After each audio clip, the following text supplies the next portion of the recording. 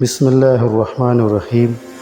السلام علیکم محترم عزیز دوستو، یوسف علیہ السلام کا ذکر چل رہا تھا تو پچھلے پارٹ میں آپ نے دیکھا کہ عزیز مصر نے یوسف علیہ السلام کو قید میں ڈالنے کا فیصلہ کیا۔ آگے کا واقعہ ملاحظہ فرمائیں۔ یوسف علیہ السلام جیل میں پہنچے تو ساتھ 2 مجرم قیدی اور بھی داخل ہوئے۔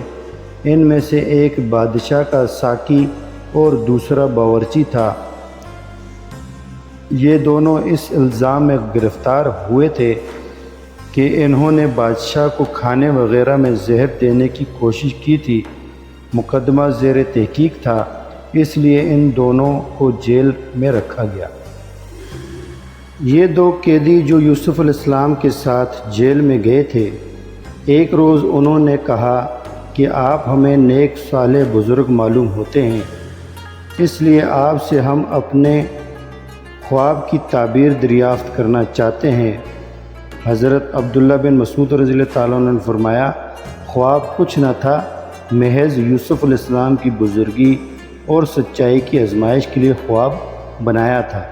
بہرحال ان میں سے ایک یعنی شاہی ساقی نے تو یہ کہا کہ میں نے خواب میں دیکھا کہ میں انگور سے شراب نکال رہا ہوں، اور دوسرے یعنی باورچی نے کہا کہ میں نے دیکھا کہ میرے سر پر روٹیوں کا کوئی ٹوکرا ہے، اس میں سے جانور نوچ نوچ کر کھا رہے ہیں، اور درخواست کی کہ ہمیں ان دونوں خوابوں کی تعبیر بتلائیں۔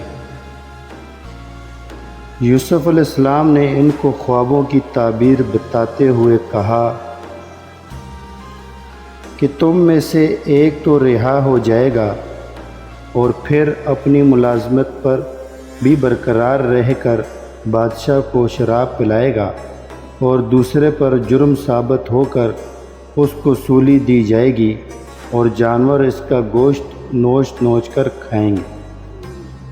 آخر میں فرمایا کہ میں نے تمہارے خوابوں کی تعبیر جو دی ہے، محض اٹکل اور تخمینہ سے نہیں بلکہ یہ خدائی فیصلہ ہے جو ٹل نہیں سکتا۔ یوسف علیہ السلام نے خوابوں کی تعبیر بتلائی تو یہ دونوں بول اٹھے کہ ہم نے تو کوئی خواب دیکھا ہی نہیں، محض بات بنائی تھی۔ اس پر یوسف علیہ السلام نے کہا، چاہے تم نے یہ خواب دیکھا یا نہیں دیکھا، اب واقعی یوں ہی ہوگا جو بیان کیا گیا ہے۔ مقصد یہ ہے کہ جھوٹا خواب بنانے کے گناہ کا جو ارتکاب تم نے کیا تھا، اب اس کی سزا یہی ہے جو تعبیر خواب میں بیان ہوئی۔ پھر جس شخص کے متعلق یوسف علیہ السلام تعبیر خواب کے ذریعے یہ سمجھے تھے کہ وہ رہا ہوگا، اس سے کہا کہ جب تم آزاد ہو کر جیل سے باہر جاؤ اور شاہی دربار میں رسائی ہو تو اپنے بادشاہ سے میرا بھی ذکر کر دینا کہ وہ بے گناہ قید میں پڑا ہے۔ مگر اس شخص کو آزاد ہونے کے بعد یوسف علیہ السلام کی یہ بات یاد نہ رہی، جس کا نتیجہ یہ ہوا کہ یوسف علیہ السلام کی آزادی کو اور دیر لگی، اور اس واقعے کے بعد چند سال مزید قید میں رہے۔ مفسرین نے فرمایا کہ اس واقعے کے بعد 7 سال مزید قید میں رہنے کا اتفاق ہوا۔ حق تعالی شانہ نے یوسف علیہ السلام کی رہائی کے لیے پردہ غیب سے ایک صورت یہ پیدا فرمائی کہ بادشاہ مصر نے ایک خواب دیکھا جس سے وہ پریشان ہوا۔ اپنی مملکت کے تعبیر دینے والے اہل علم اور کاہنوں کو جمع کر کے تعبیر خواب دریافت کی۔ وہ خواب کسی کی سمجھ میں نہ آیا، سب نے یہ جواب دے دیا، ہم ایسے خوابوں کی تعبیر نہیں جانتے، کوئی صحیح خواب ہوتا تو تعبیر بیان کر دیتے۔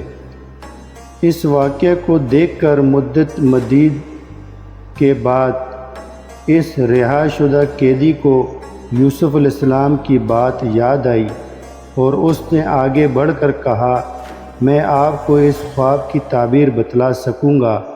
اس وقت اس نے یوسف علیہ السلام کے کمالات اور تعبیر خواب میں مہارت اور پھر مظلوم ہو کر قید میں گرفتار ہونے کا ذکر کر کے یہ چاہا کہ مجھے جیل خانہ میں ان سے ملنے کی اجازت دی جائے۔ بادشاہ نے اس کا انتظام کیا۔ وہ یوسف علیہ السلام کے پاس حاضر ہوا۔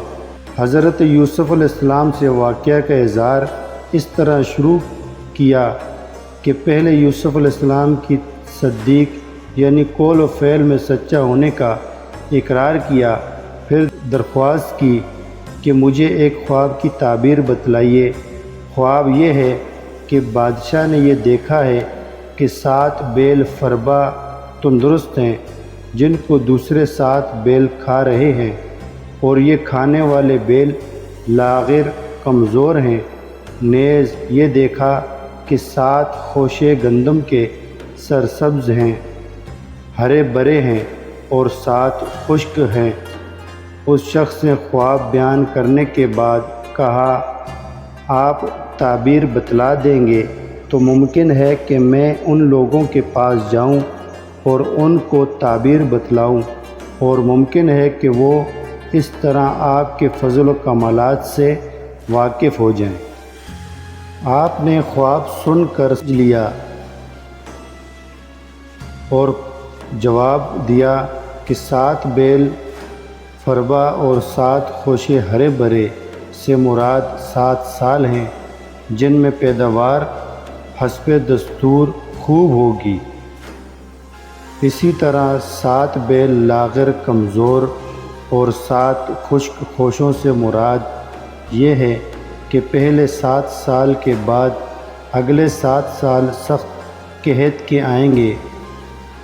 کمزور بیلوں کے فربا بیلوں کے کھانے سے مراد یہ ہے کہ پچھلے 7 سال میں جو ذخیرہ غلہ وغیرہ کا جمع ہوگا وہ سب ان قحط کے سالوں میں خرچ ہو جائے گا، صرف بیج کے لیے کچھ غلہ بچے گا۔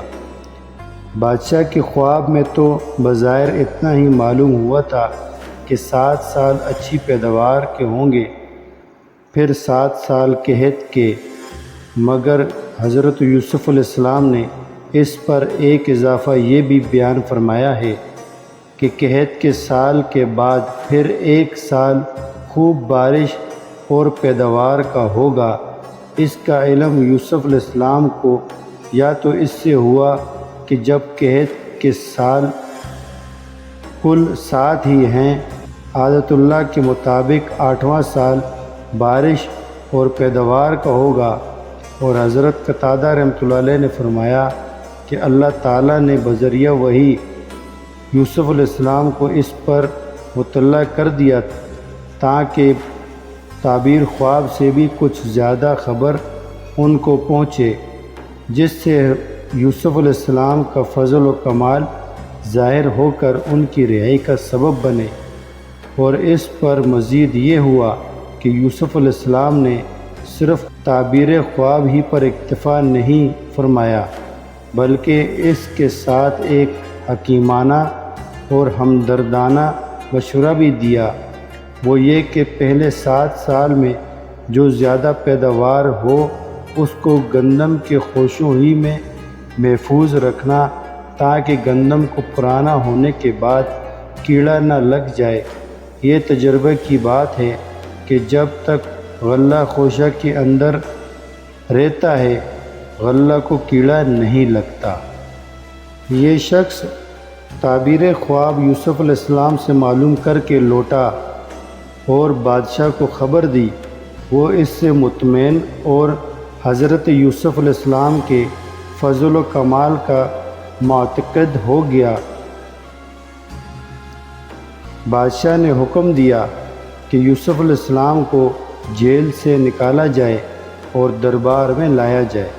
چنانچہ بادشاہ کا کوئی قاصد بادشاہ کے یہ پیغام لے کر جیل خانہ پہنچا۔ موقع بظاہر اس کا تھا کہ یوسف علیہ السلام جیل خانے کے طویل مدت سے عاجز آ رہے تھے اور خلاصی چاہتے تھے۔ جب بادشاہ کا پیغام بلانے کے لیے پہنچا تو فوراً تیار ہو کر ساتھ چل دیتے، مگر اللہ تعالیٰ اپنے رسولوں کو جو مقام بلند عطا فرماتے ہیں ان کو دوسرے لوگ سمجھ بھی نہیں سکتے۔ اس قاصد کو جواب دیا کہ تم اپنے بادشاہ کے پاس واپس جا کر پہلے یہ دریافت کرو کہ آپ کے نزدیک ان عورتوں کا معاملہ کس طرح ہے جنہوں نے اپنے ہاتھ کاٹ لیے تھے۔ کیا اس واقعے میں وہ مجھے مشتبہ سمجھتے ہیں اور میرا کوئی قصور قرار دیتے ہیں؟ یہاں یہ بات بھی غور طلب ہے کہ اس وقت یوسف علیہ السلام نے ان عورتوں کا ذکر فرمایا جنہوں نے ہاتھ کاٹ لیے تھے، عزیز کی بیوی کا نام نہیں لیا، جو اصل سبب تھی۔ اس میں اس حق کی رعایت تھی جو عزیز کے گھر میں پرورش پانے سے فطرتاً شریف انسان کے لیے قابل لحاظ ہوتا ہے۔ بادشاہ نے ان عورتوں کو جنہوں نے اپنے ہاتھ کاٹ لیے تھے حاضر کر کے سوال کیا کہ کیا واقعہ ہے جب تم نے یوسف علیہ السلام سے اپنے مطلب کی خواہش کی؟ بادشاہ کے اس سوال سے معلوم ہوا کہ اس کو اپنی جگہ یہ یقین ہو گیا تھا کہ قصور یوسف علیہ السلام کا نہیں، ان عورتوں ہی کا ہے، اسی لیے یہ کہا تم نے ان سے اپنے مطلب کی خواہش کی۔ اس کے بعد عورتوں کا جواب قرآن کریم میں مذکور ہے۔ سب عورتوں نے کہا کہ حاش اللہ، ہمیں ان میں ذرا بھی کوئی برائی کی بات نہیں معلوم ہوئی۔ عزیز کی بیوی کہنے لگی کہ اب تو حق بات ظاہر ہو ہی گئی ہے، میں نے ان سے اپنے مطلب کی خواہش کی تھی اور بے شک وہی سچے ہیں۔ حضرت یوسف علیہ السلام نے تحقیقات میں عزیز مصر کی بیوی کا نام نہ لیا تھا، مگر اللہ جل شانہ جب کسی کو عزت عطا فرماتے ہیں تو خود بخود لوگوں کی زبانیں ان کے صدق و صفائی کے لیے کھل جاتی ہیں۔ اس موقع پر عزیز کی بیوی نے ہمت کر کے اظہار حق کا اعلان خود کر دیا۔ یہاں تک جو حالات و واقعات یوسف علیہ السلام کے آپ نے سنے ہیں، ان میں بہت سے فوائد اور مسائل اور انسانی زندگی کے لیے اہم ہدایتیں پائی جاتی ہیں۔